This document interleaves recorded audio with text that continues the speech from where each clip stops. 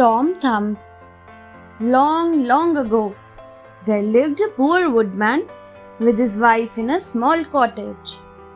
One night, the woodman's wife sat by his side and said, "How nice it would be if we had a child, no matter if it were no bigger than my thumb." A fairy appeared and granted the woodman and his wife the most precious gift of their life, a son.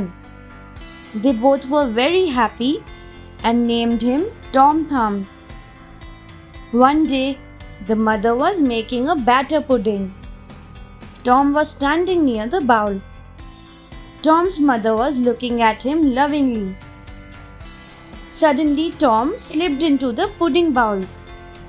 The mother was not aware of this. A poor beggar was passing by and asked Tom's mother for food. She emptied the pudding into his bowl. Later, the parents were worried about not seeing Tom. Tom somehow got out of the beggar's bowl and ran to his parents. They heard his story and were astonished. One day, Tom was standing outside the house. Suddenly, a big bird picked him up with its paws and flew. Later, threw the Tom up while flying over a big lake. Tom was afraid. He saw a shark coming to swallow him up. Tom could not save himself. He was now inside the shark's stomach. A fisherman caught the shark, took it for the king's dinner, and gave it to the cook. The king's cook was ready to cut the shark into pieces.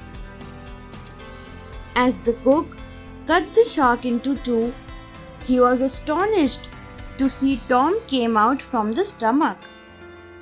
He took Tom on a tray to show it to the royal couple, the king and the queen. The royal couple, the prince and the princess, were amused to see Tom. Tom was knighted by the king in the presence of all the knights. All the fairies appeared and loved to see Tom dressed as a knight. Tom lived for many years and served as one of the beloved knights of the royal couple. Thanks for watching. Do like, share, subscribe to Sahil Book House.